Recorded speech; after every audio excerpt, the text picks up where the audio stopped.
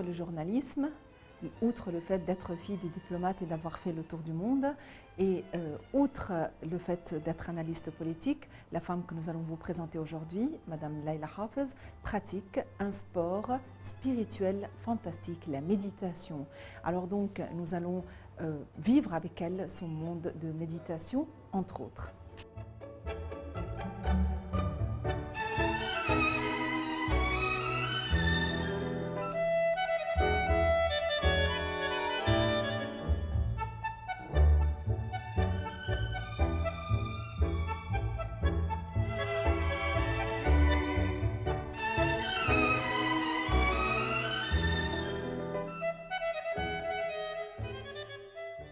Layla Hafez, vous êtes journaliste à El Ahram et au cours de notre rencontre précédente, nous avons passé en revue votre carrière de journaliste, d'analyste politique, votre expérience en tant que fille de diplomate, les pays que vous avez visités, votre propre expérience et vos voyages après votre mariage et le poste que vous avez occupé en tant que chef du bureau d'El Ahram à Paris. Aujourd'hui, on aimerait amorcer avec vous une discussion concernant une activité particulière que vous exercez, c'est la méditation. Comment se fait-il que vous êtes tombé sur un groupe de méditation? Oui, alors, comment dire, en méditation, quand l'étudiant est prêt, le maître arrive. Alors, depuis les années 70, j'ai rencontré une amie américaine qui faisait de la méditation. Je ne savais pas ce que ça veut dire méditation à cette époque. Alors, elle me disait que c'était une chose très, très importante dans ma vie. Elle m'a changé ma vie. Alors, chacun de nous, on a besoin de quelque chose, on a besoin de prendre un peu de paix à l'intérieur, parce que la vie est très, très mouvementée, très tendue. Alors, je commençais à chercher qui fait la méditation. Et j'ai rencontré plusieurs gens, mais ça ne m'a pas beaucoup plu. Et jusqu'à un jour, je faisais du yoga au club, et une amie à moi me disait qu'il y a quelqu'un qui venait, une Libanaise, qui donne des cours de méditation. Alors, je suis allée, et depuis ce jour-là, je n'ai pas cessé de faire de méditation. C'était en 1999. Qui sont les grands maîtres de la méditation? C'est une sorte de méditation qui s'appelle Transcendental Meditation, méditation transcendantale, qui a été fait par un Indien qui s'appelle Maharishi. Et il travaille d'abord aux États-Unis, puis maintenant, je crois, il est revenu en Europe, je crois en Belgique ou en Hollande. Il était mort il y a 2 ans, 3 ans à peu près. Et il a mis le système de cette sorte de méditation depuis les années 70. Son but, c'est d'aider chacun qui fait la méditation d'entrer à l'intérieur, au corps intérieur de soi-même, pour toucher à son âme, qui, pas seulement l'âme, mais l'intellect à l'intérieur, parce qu'on dit toujours on n'utilise que 1% de notre potentialité intellectuelle et sentimentale. Alors là, il nous aide à toucher à l'intérieur de nous-mêmes pour pouvoir utiliser le maximum de ce qui nous avons vraiment possède de pouvoir intellectuel et de connaître nous-mêmes. Parce que dans ce silence qu'on passe, parce qu'on fait 20 minutes de méditation le matin, 20 minutes dans l'après-midi, ça c'est le premier technique, parce que j'ai fait une technique plus avancée qui s'appelle le Siddhi. Alors, pour moi, je fais 45 minutes le matin, l'après-midi. Dans ces 45 minutes, on passe dans le silence intérieur.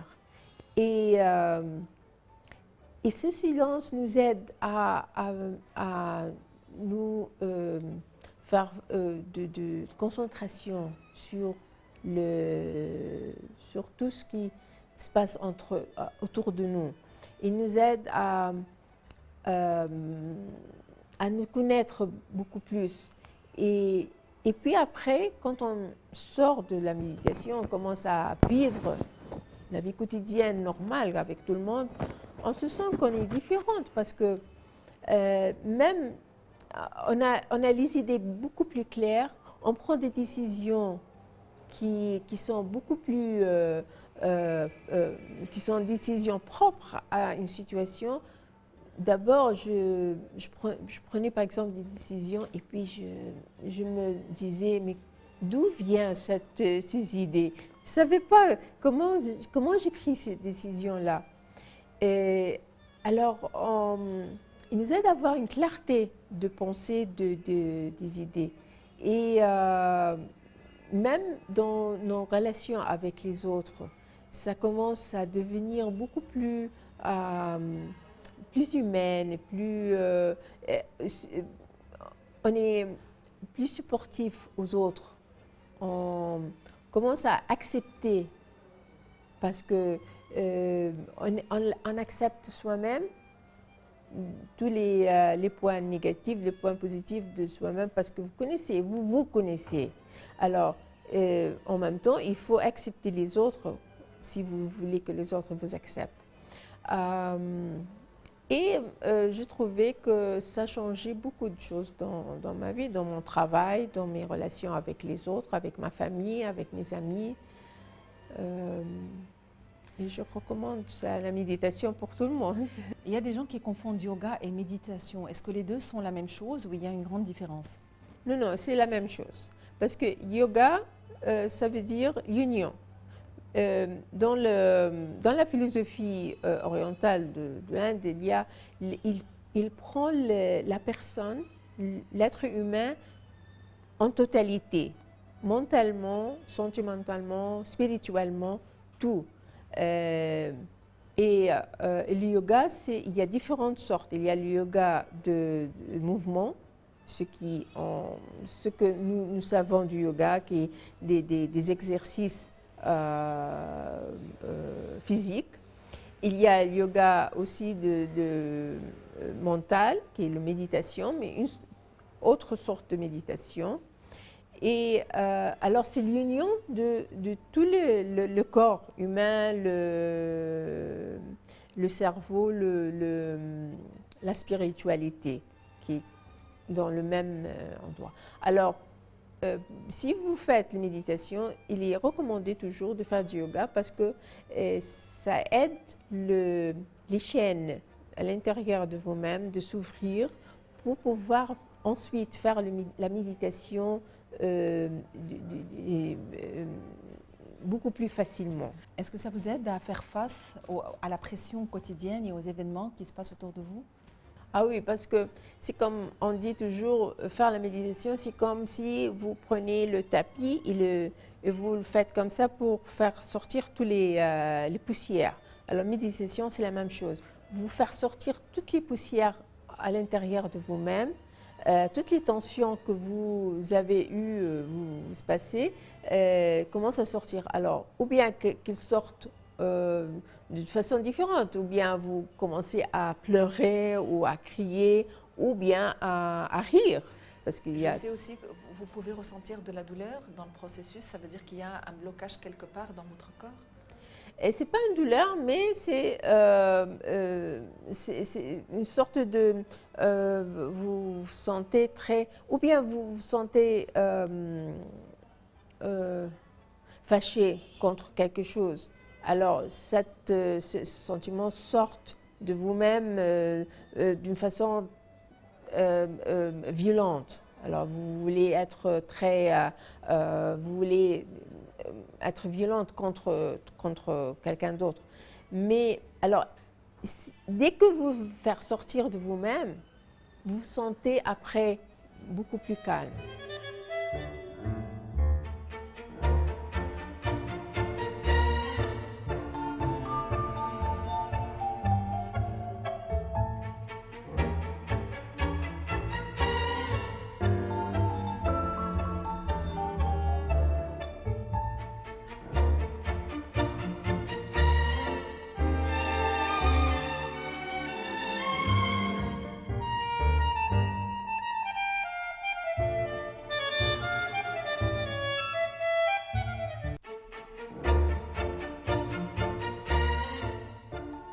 Madame Leïla Hafez, en tant que personne, vous êtes très libérale, ouverte d'esprit, cependant vous travaillez à une institution qui est plutôt pro-gouvernementale, comme l'Ahram. Est-ce que ceci vous a imposé une autocensure?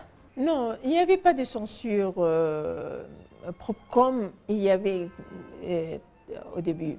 Mais on savait que l'Ahram n'est pas un journal d'opposition. Ce n'est pas comme les autres journaux d'opposition qui sont apparus.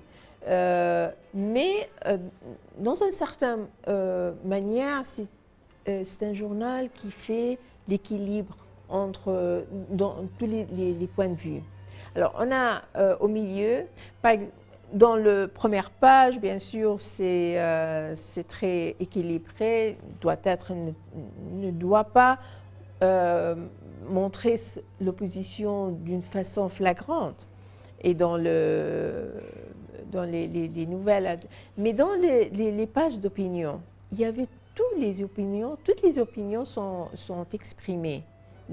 Par exemple, une fois, il y avait, je devais aller à Paris pour, j'étais invitée par l'organisation journaliste Reporters sans frontières et je devais préparer un rapport sur comment Al-Ahram, comment tous les journaux égyptiens c'était en 90, dans les années 90, après 93, comment ils ont parlé de la négociation, le plan de paix entre Israël et les Palestiniens en 93. Et je trouvais que tous les autres journaux étaient ou bien contre ou bien pour. Mais quand j'ai fait les études de l'Ahram, je trouvais que toutes les opinions sont exprimées, qu'ils soient contre ou pour les négociations et pour le plan de paix. Alors, et moi, comme nature, je ne suis pas de nature, je suis libérale, mais je ne suis pas, comment dire, d'opposition qui fait qui contre sans regarder les points. Je suis toujours en train de regarder les points négatifs, les points positifs des affaires. Alors, mes articles sont de cette façon-là équilibrés entre je dois analyser la situation et pas critiquer pour critiquer. Pour pouvoir sortir un résultat ou une sorte de solution pour le problème qu'on pose.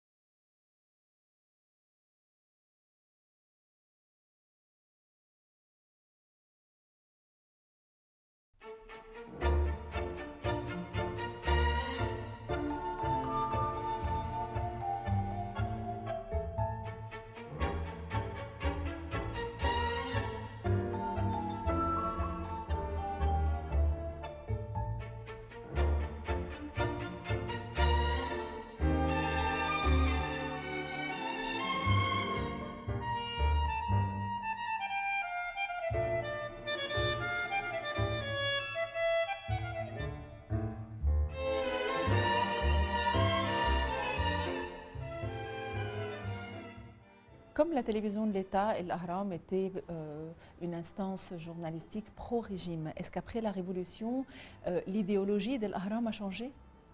On n'est pas un journal d'opposition. C'est un journal qui supporte ceux qui sont dans le pouvoir. Oui. Même si vous avez une opinion qui est différente. Alors là, il y a des nuances, parce que on n'oppose pas on critique pas, par exemple, à l'époque de Hosni Moubarak, on critiquait jamais le président. On critiquait la politique des ministres, la politique en général vis-à-vis d'Israël ou pays arabes, comme ça. Mais on ne critiquait pas le président en tant que chef de l'État. Même chose aujourd'hui. On ne critique pas le conseil militaire, par exemple. On critique pas, mais on peut critiquer la politique de le conseil. Alors, c'est une... il y a beaucoup de nuances parce que même les journaux d'opposition, ils ne savent pas qu'est-ce que ça veut dire opposition. Ils croient qu'il faut critiquer, quoi qu'il soit, la politique menée, même si on est d'accord avec la politique, ou même si ce n'est pas très mauvais, mais il faut les critiquer. Non, il faut analyser les situations. Et vous pensez qu'ils vont critiquer juste pour le fait de critiquer? Enfin, les journaux d'opposition, ils pensent que critiquer, c'est leur raison d'être. Ils sont publiés pour être dans l'opposition. Alors, ils trouvent, parce qu'il n'y a pas de politique 100% correcte ou 100% juste ou injuste ou 100% mauvaise. Mais alors, il faut regarder l'événement avec un sens d'analyse plutôt que de critique. Il faut critiquer ce qu'il y a de mauvais. Il faut, pour donner ou jeter de la lumière sur les événements, pour que le lecteur ou le public, l'opinion publique, soit beaucoup plus au courant de ce qui se passe. Il faut analyser la situation dans toutes ces positions. Le président déchu faisait toujours la une de tous les quotidiens gouvernementaux, entre guillemets, notamment El Ahram. Et on faisait plutôt l'éloge de sa sagesse, de ses décisions. Maintenant, il n'est plus là. Est-ce que vous allez faire la même chose pour le nouveau chef d'État? Ni l'un ni l'autre, parce que, comme je vous ai dit, on ne peut pas changer notre position 100%. On va perdre l'authenticité de notre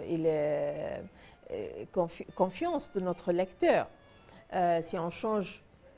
Mais je crois que maintenant, parce qu'il y avait des écrivains dans le page d'opinion qui critiquaient aussi la politique de Hosni Moubarak à l'époque, comme je vous ai dit.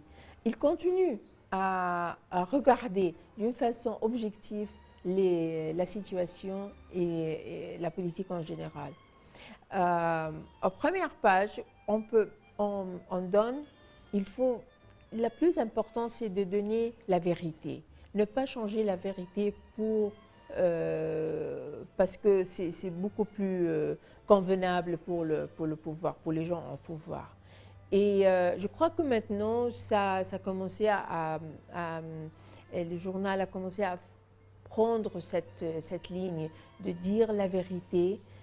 Et puis, comme vous êtes journaliste et vous connaissez comment la mise en page change beaucoup même si on dit la même chose, mais on lit dans chaque journal, on a différentes impressions, juste par la mise en page des événements. Madame Laila Hafez, est-ce que sous un nouveau régime, une nouvelle république, El Ahram adoptera toujours sa même politique de rédaction, toujours pro-chef de l'État?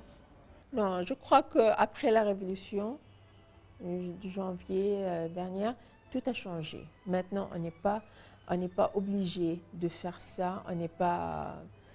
Ça dépendra de la personnalité du chef de rédaction à l'Ahram. Mais je ne crois pas que ça, parce que l'opinion publique a changé, la nouvelle génération, on sait maintenant qu'il y a beaucoup d'autres journaux dans le marché, et si on donne pas, si on n'essaye pas de garder la crédibilité de l'Ahram, on va perdre notre lecteur. Est-ce que vous trouvez qu'à un certain moment, l'Ahram a perdu sa crédibilité? Et il a perdu sa crédibilité parce qu'il ne disait pas la vérité dans certaines choses. Alors, le lecteur, parce que contrairement à ce qu'on dit toujours, le lecteur ne lit pas, le lecteur, on ne lit jamais, le lecteur est très intelligent, le lecteur lit tous les articles, il a beaucoup il a opinion dans tous les événements de la politique, et il sait choisir entre ceux qui disent la vérité, ceux qui sont authentiques, qui sont objectifs ou pas. Est-ce que les journalistes de l'Ahram lisent ce que les autres publient sur les journaux d'opposition? Vous savez, au début, quand j'ai commencé à travailler à l'Ahram, on lisait tous les matins ce qui est écrit à l'Akhbar. Parce que pour nous, l'Akhbar était le journal de compétition. Et si l'Akhbar écrivait une nouvelle que nous, on n'a pas eue, c'est vraiment... il y a quelqu'un qui doit être puni pour ça. Et maintenant, bien sûr, aujourd'hui, il y a un département il est spécialisé dans de lire tous les journaux qui sont publiés et lire le Ahram, chaque mot à l'Ahram, et il écrit un rapport tous les matins disant quels sont les événements ou les nouvelles qu'on a manquées, ou les nouvelles qu'on a mis, les scoops qu'on a publiés à l'Ahram, les meilleurs articles, les mauvais articles. C'est un rapport tous les matins, chaque département dans le journal reçoit ce rapport sur son bureau il faut le lire avant de... Est-ce que c'est un domaine où il y a beaucoup de compétences?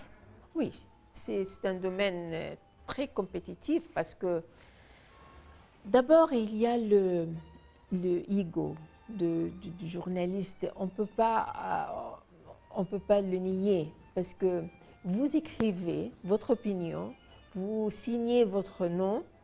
Alors, il y a quelque chose de très personnel dans le journal, dans l'article que vous écrivez. Alors, il y a un certain ego dans chaque journaliste. Par exemple, j'ai vu des journalistes qui deviennent très fâchés si vous essayez de raccourcir l'article. Alors ils disent, mais comment vous faites ça? C'est moi dans l'article. Si vous raccourcissez, si vous éliminez quelques lignes, c'est comme si vous éliminez quelque chose de moi. Je trouve ça, oui, je comprends leurs sentiments, mais il faut toujours nous dire que ce qu'on écrit, ce n'est pas le Coran, ce n'est pas quelque chose incontournable. Il faut écrire en mettant dans notre tête qu'il y a d'autres journalistes ici qui sont meilleurs, qui ont d'opinions différentes, parce que notre opinion n'est pas les meilleurs, mais c'est notre opinion. On l'écrit parce qu'on a quelque chose pour dire. Et puis, d'une façon, il faut aussi se voir comme modèle pour les gens, parce que les journalistes, en général, ce sont les intellectuels d'un pays. Et ils influencent sur l'opinion publique d'une façon énorme.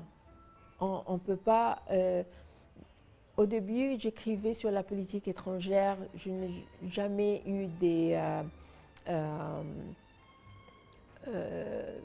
gens qui m'écrivaient ou qui me disaient si l'article est bon. Mais dès que j'ai commencé à écrire sur la politique intérieure, tout de suite, j'ai eu des réactions des lecteurs. Et là, j'ai eu peur parce que pour la première fois, j'ai réalisé le pouvoir que j'ai dans la main, que je peux influencer sur l'opinion publique d'une façon ou bien pour le bien ou bien pour le mal. Et c'est un pouvoir énorme qu'on a. Il faut avoir vraiment une personnalité très stable, très orientée pour ne pas abuser de ce pouvoir. À présent, vous êtes à la retraite, mais vous continuez d'écrire. Donc, vous écrivez toujours dans le même domaine, des articles politiques? Oui, alors, après la France, quand je suis revenue de la France, je commençais à développer ce style de la littérature. Je commençais à de trouver vraiment des affinités avec ce style. Alors, j'ai fait des revues des livres politiques et littéraires. Alors, j'écris sur les livres littéraires chaque semaine, pas chaque semaine, mais une fois par mois. Il y a une page de Laila Rai, avec qui je travaille, et puis revue des livres politiques dans l'auxiliaire de l'Ahram chaque vendredi. Plus avec ça, les articles d'opinion, dans les pages d'opinion, et les articles sur la politique étrangère, surtout la France, puisque je connais bien maintenant. J'écris plusieurs articles sur les élections présidentielles qu'on a eues en France récemment. Laila Hafez, je vous remercie d'avoir été avec nous. Merci à vous.